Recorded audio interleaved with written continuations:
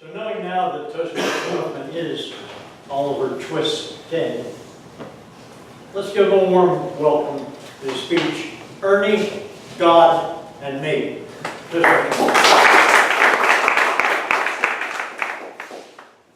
For one thing that separates man from beast is Fred.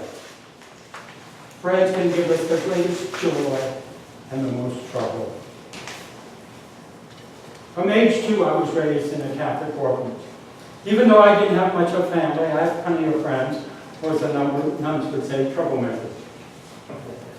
Growing up in the 40s and 50s and surviving had to do with relationships.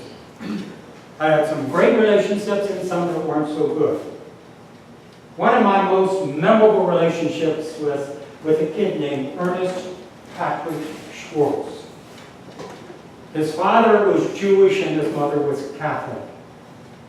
Sometimes when the nuns went around, he wore this little beanie with a silver cross on it. He called it a yarmulke. He said it was blessed by the Holy Father himself. Actually, I think it was a warlock vampire. Ernie's blue eyes twinkled with mischief and intelligence. Scrawny, almost as skinny as I was. He was an off-center character with the street smarts of a con man beyond his years. His shiny black hair glowed like black molasses, slicked down with 3 or 4 dabs of curl cream, cut and tucked into a perfect ducktail. He walked with a swagger. We bonded immediately. Ernie was always getting me into trouble. Not that I needed any help. Let's just say that Ernie and I would have driven Mother Teresa to the drink. Ernie was sunshine mixed with a hurricane. He was Bart Simpson's evil twin. Once after a football injury, it was Ernie who said, "Harry, if you can get that arm above your head, then it's not broken." I took Ernie's advice and I didn't tell anybody. After about a week of Ernie's intensive pressure, I finally could get my arm above my head. The only thing was, it still hung down like this and it was still broken. But not all of his advice was bad. He was the one who told me to be sure and dry behind my ears or I might get clipped in the morning. Or by looking at impure pictures, I might go blind. Had to put close calls on home. Like all organizations, there's a hierarchy in the Catholic orphanage. If you were a boy and you wanted to climb that spiritual ladder, you had to become an altar boy. Now, I had certain misgivings about wearing something that looked like a maternity dress with lace. Ernie said, "Yeah, Harry, it may look stupid, but it will gain us access into the church's stash of wine." Oh, wine. In those days, you might say that Ernie and I were the early version of the Gallo brothers. We held private wine tastings every Thursday evening in the sacristy by reservation list. By the end of the school year, thanks to our thoughtful replenishment of holy water to Burgundy, Christ's blood was becoming anemic. And Father Flanagan was on the wagon. I believe we were responsible for the first flush wine. Too bad it's before its time. Overall, Ernie was right. Being an altar boy was definitely a good career move. Not only did we get to drink, but we learned to speak in the holy code of Latin. Mea culpa, mea culpa, mea maxi culpa, which means sorry, sorry, boy am I really sorry. Yeah. Ernie and I were so good we could zip through Mass at warp speed. The busier priests and parishioners loved us. The only speed bump in Mass was communion. That's where the people walk up the aisle, kneel down at the altar, tilt their heads back, close their eyes, and stick out their tongues. Sort of like a long line of Pez dispensers. At 5:30 in the morning, this is not an attractive time.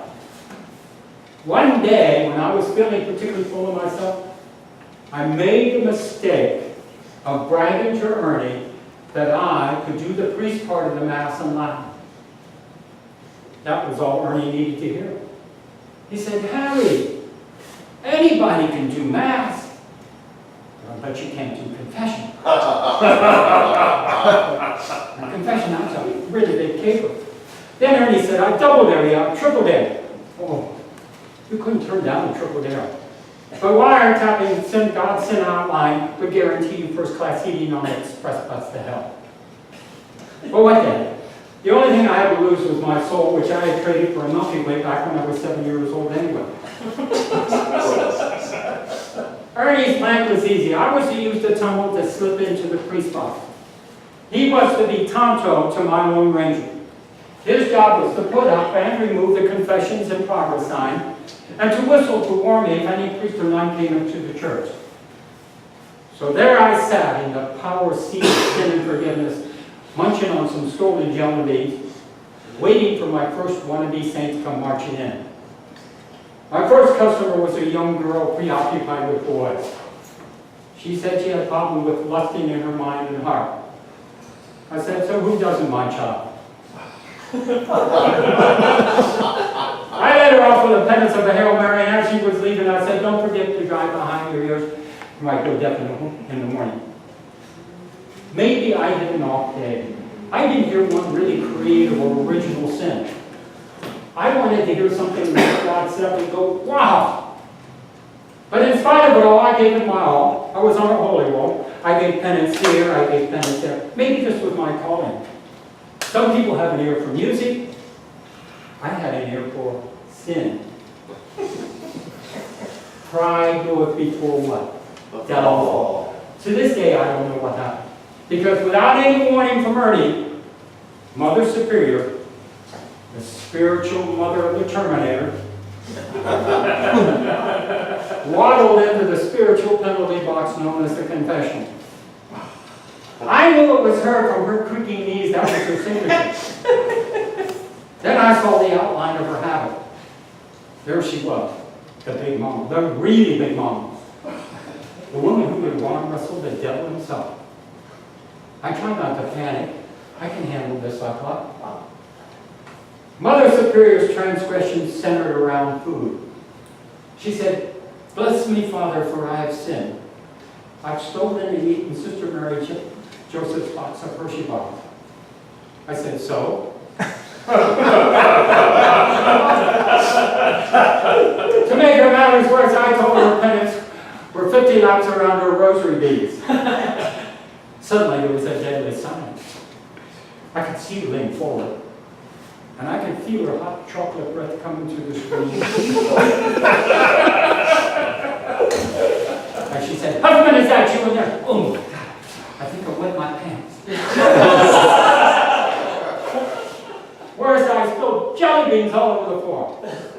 From that day forward, I got every dirty detail from cleaning the toilets and grease traps to polishing the pots and pans. I went to the top of the list for troublemakers. I didn't get off that list till well past puberty. Shortly after that, Ernie disappeared, never to be seen or heard from again. This was an unusual. Kids came and they went to the orphans. Anyway, I missed Ernie. I used to fantasize that he escaped to some exotic island with palm trees, girls, and no homework.